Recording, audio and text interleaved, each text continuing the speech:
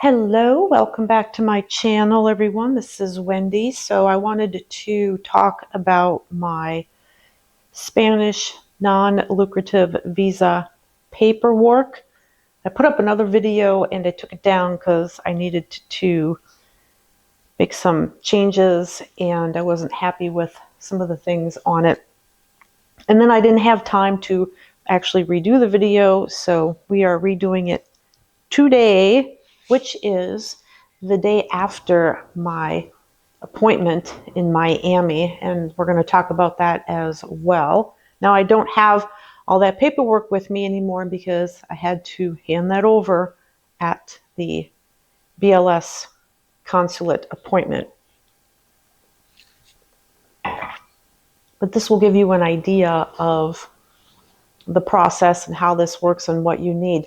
This is only for Spain, and this is only for the non-lucrative visa, and this is for the Miami consulate. So if you are looking to move to Portugal, or you're looking for paperwork that would be required if you go to the Chicago Spanish consulate or the Los Angeles Spanish consulate, some of those requirements might be a little bit different.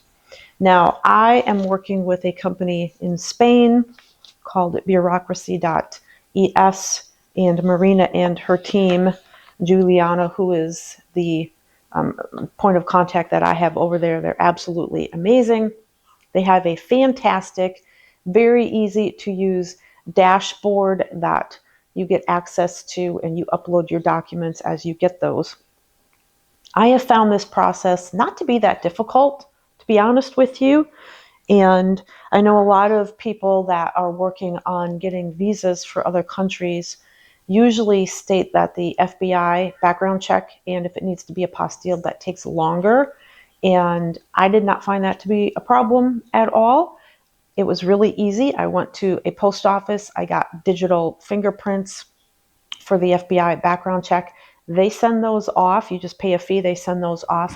And then you get your letter back from the FBI that states that your background check is clear. And also the apostille, that I did pay to have expedited service on that, and that was like $150. And Marina had given out some different options for that. I think there was three. Yeah, I think there was three of companies that you could use to get that apostille done. And then I went with this one that had expedited service. It was like $150. And I literally got it back within 14 days. So that's really cool. Now, I had gone to Staples and had a set of passport photos taken because that is required for the visa form, okay? And that was the only thing they didn't like when I was at the appointment yesterday. They did not like that my hair was down like this, okay? Apparently that's something to do with the visa process for Spain. I would assume it would be okay on a regular United States passport because my other one, my hair is down and it's like this. It's longer, but it looks just like this. So they wanted the hair pulled back from the face, and I didn't have a ponytail holder because I don't wear my hair up. But I pulled it back and then put my hair behind my ears. They just want a more unhindered view of your face, I guess, for that. And that particular consulate and BLS for the application center down in Miami, they do take photos for you. If you need those there, you just pay extra for it. So that's really cool. It's not like you got to leave and do that and then come back again. So let me just go through the paperwork that I did bring with me real quick, and then also how it came to me from bureaucracy.es in Spain and how neat and organized it was.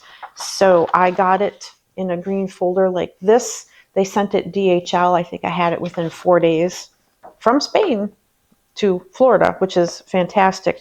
And they also did a really nice cover letter And I will show you that cover letter because the consulate, of course, that's not what they need. And this is just for me personally that states, okay, here's the documents and then any comments on the right-hand side. So for the Spanish visa, okay, there is a thing called the national visa form. They want 2 copies of that. You do sign those. And there's no notary or anything that needs to be done on those.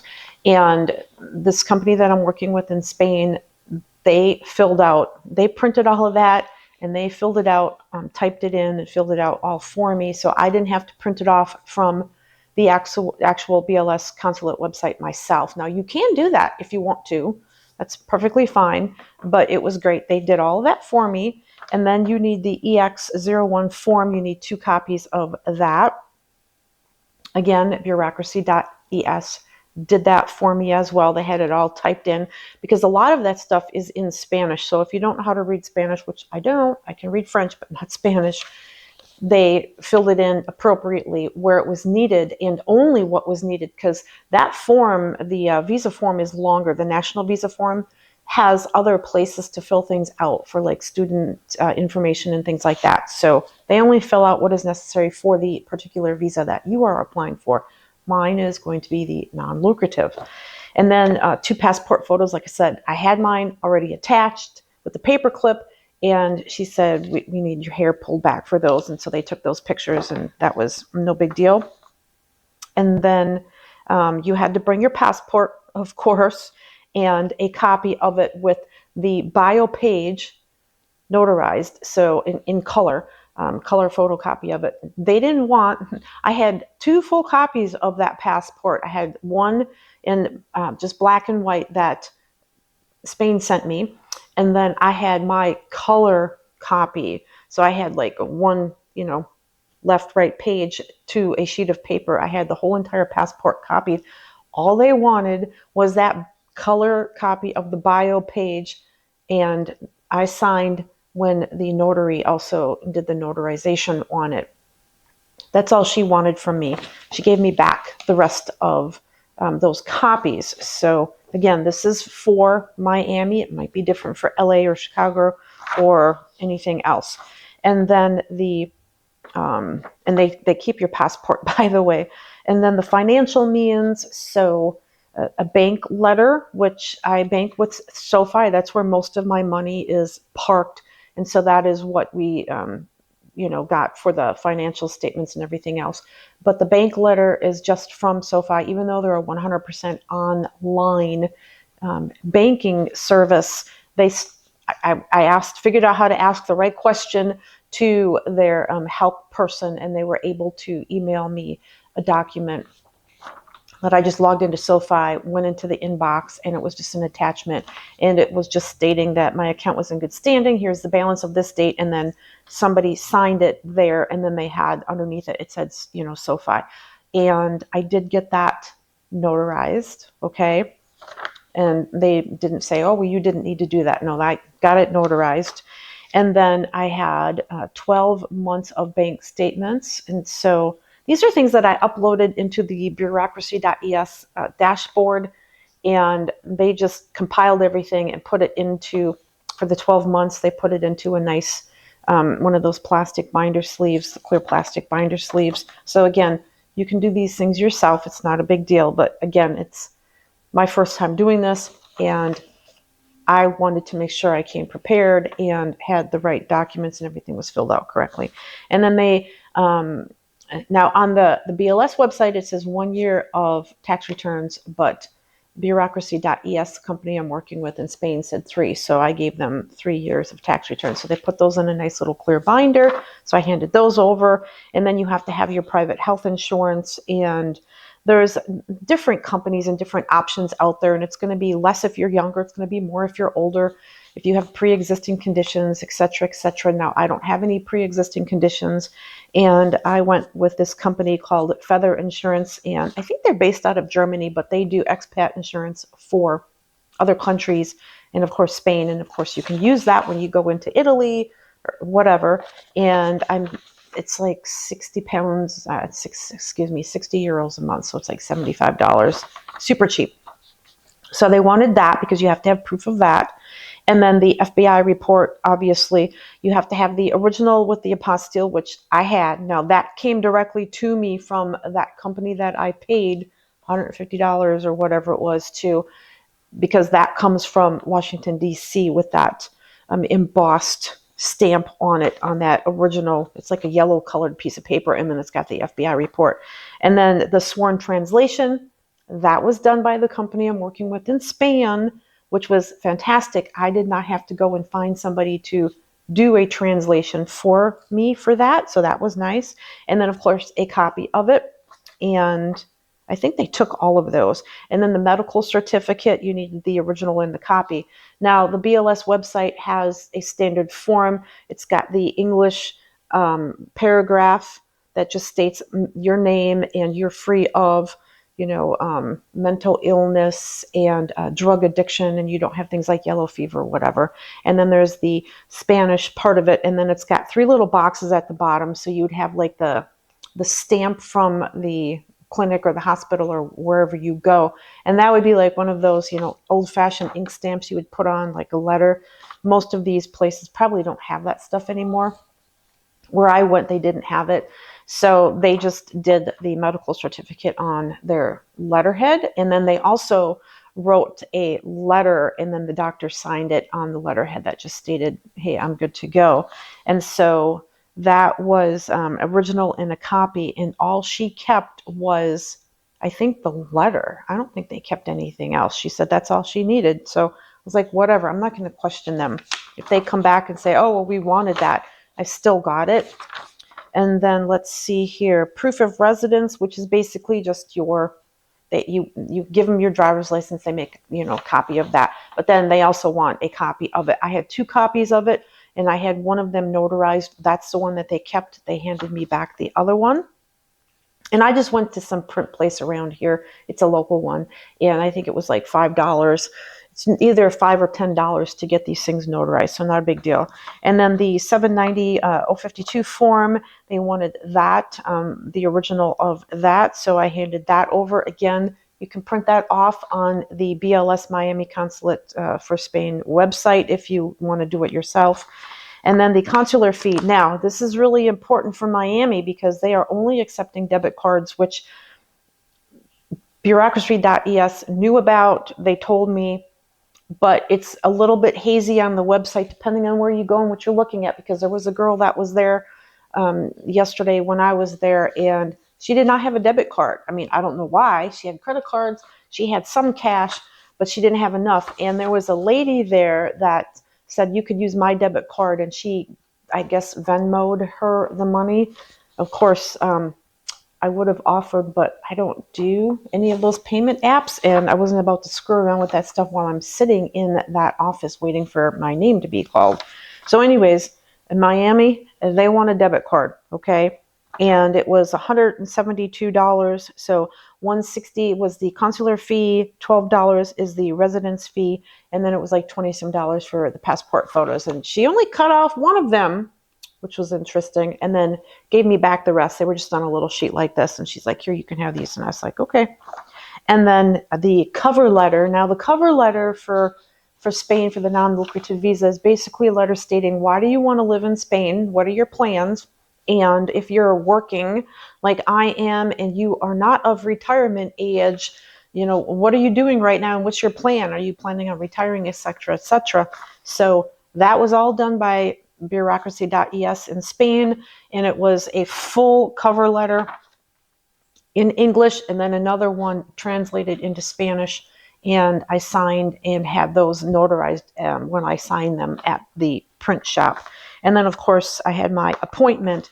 Now, the appointment is interesting because you have to be there, according to the website, you have to be there 5 minutes before your start time, and they open up at 8:30 in the morning, which I thought was interesting because I actually went up to the 6th floor at this building at 8:25, and there's a security guy, and he takes either your driver's license or your passport, and he just goes into the office and then lets them know that you're here, and then he comes back out and he gives it back to you, and he says, just silence your phone and then go in and have a seat and wait to be called. So I was there exactly on time. They had three people working. I think there was like 5 windows. They had 3 people working. And it was like 10 after 9 before they finally called my name. And there wasn't a line, people. And they just take their own sweet time, okay? And they do their own thing. So if you can get an early morning appointment, I guess that's going to be the best, because I have heard from some different threads I've read online that if you get there in the afternoon, be prepared to wait like 3 hours. And I would have been not happy about that, because I just don't have the patience to sit around that long. Anyway, it wasn't that long, but again, it was past my scheduled time. But again, you're at the mercy of what they do there, okay? So she called me up. She wanted me to take the paperwork out of the folder and hand it over, so I did that. She wanted my passport. I did that. She wanted my driver's license. I did that. And then she was going through everything. Now, the company that I'm working with gave me really nice cover sheets for each section and said, here's what it is. Here's the appointment. Here's the $790.052 fee, and then the paperwork was behind it. So she's just going through and she's pulling all this stuff out of here and taking the copies that she wants. Again, she handed me back one of the copies of the criminal record certificate. She handed me back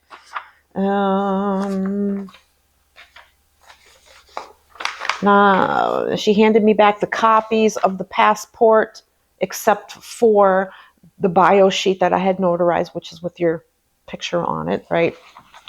And then she also handed back the extra copies of the health certificate. And I don't even think she took the one that had the 3 boxes on it, to be honest with you.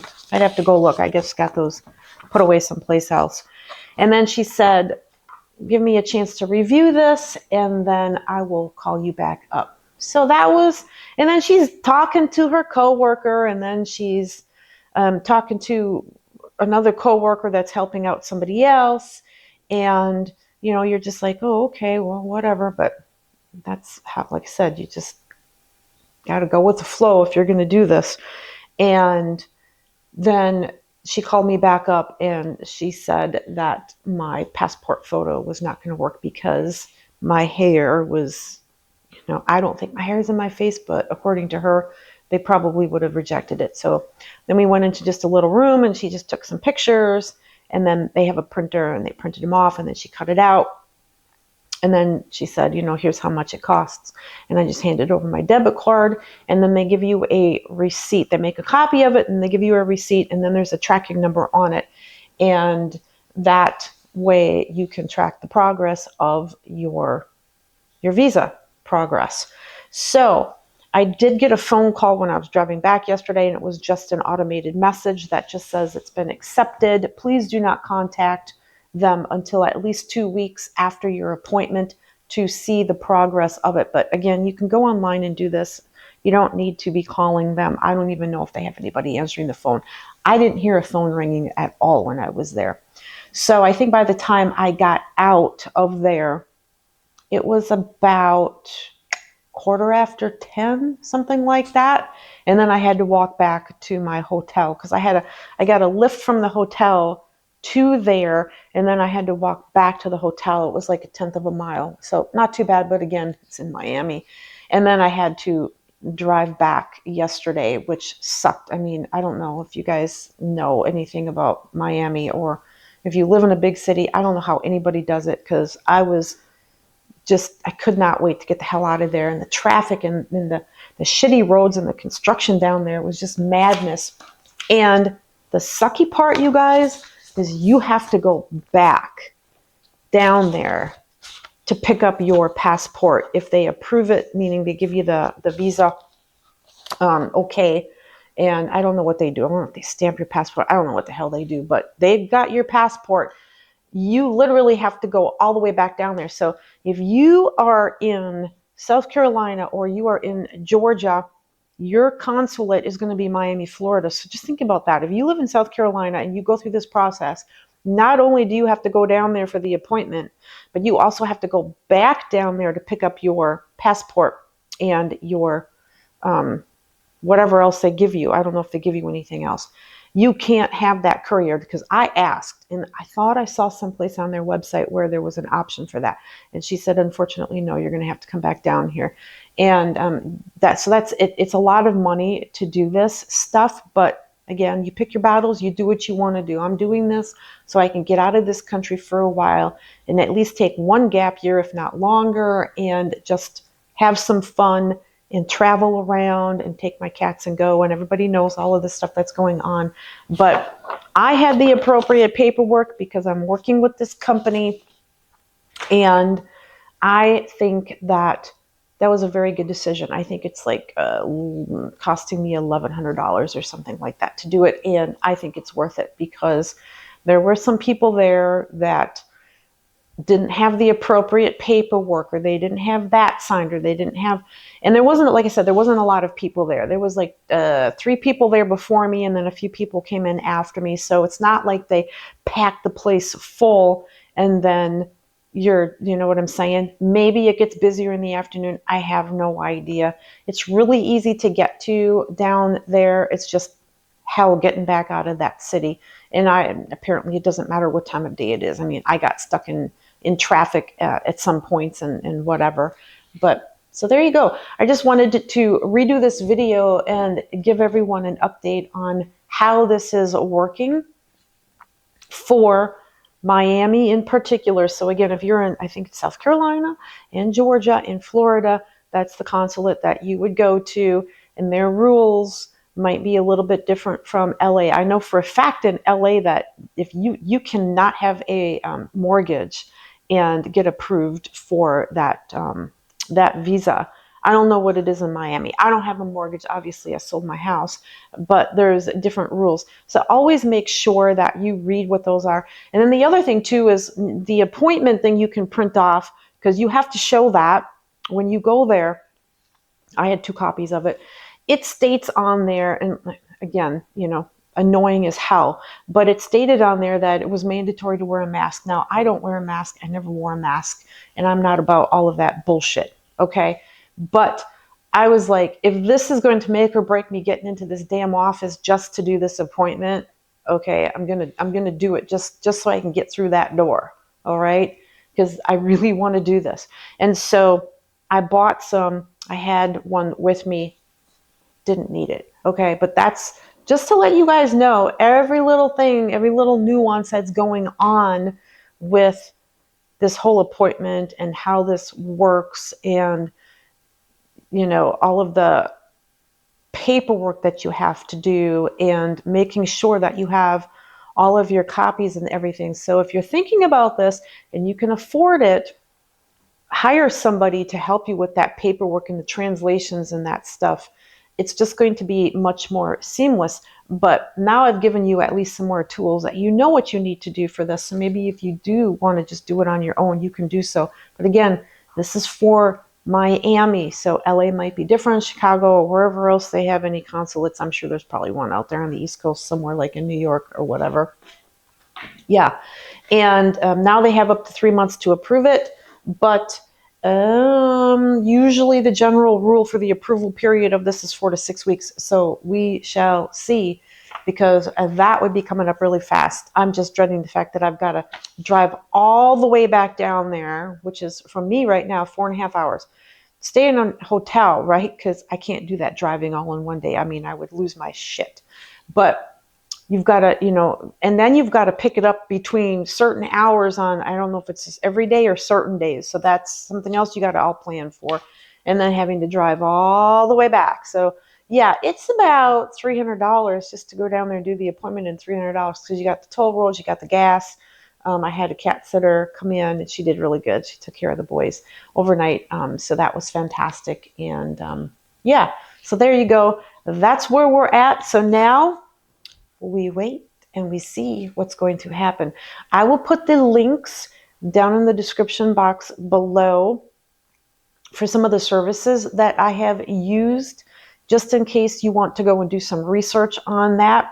And I think somebody had asked on my other video before I took it down, or something else, about their friend on the Portugal side of things. Now, that's a different process, obviously, but there are other YouTubers out there that have moved to Portugal, and then there's some that also assist with all of that stuff.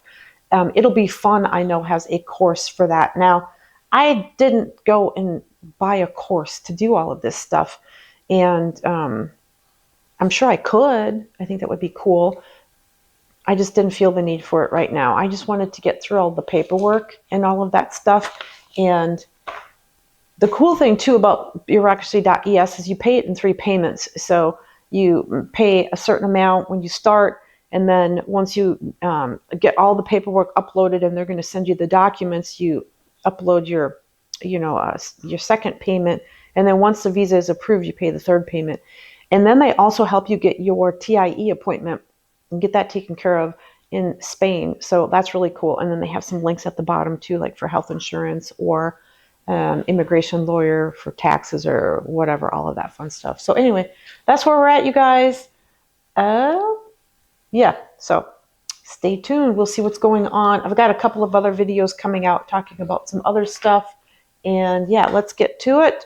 Everyone, wherever you're at in the world, enjoy this beautiful world that we live in. Stay positive and do what you want to do, right? If it makes you happy and you want to go off on the adventure of a lifetime, no matter where that is, just do it. Have fun. Love you guys. Don't forget to subscribe and like this video so we can help push this content out to more people, because this is important. People that are in their, later years that may or may not be single but are thinking about a change of pace, whether that's coming from the US, going to Spain, or from Australia, going to Portugal, or for Canada, going to, I don't know, Istanbul, or, vice versa. There's so much out there to explore in this world, and I think that for those of us that have that wandering spirit and that that gypsy, a little bit of a wild side, that love to do these things and just seek new adventures, I think this is great. And I think we need to get that out there more, that it's okay to do this if you're by yourself. It's okay to do this and not say you've got to, still continue to work and never take a gap year or do this or do that. And I'm not perfect by any means. I've screwed up a lot, but I am at a point right now where I can do this at least for a year, maybe longer. So there you go, guys. We'll talk soon. Bye.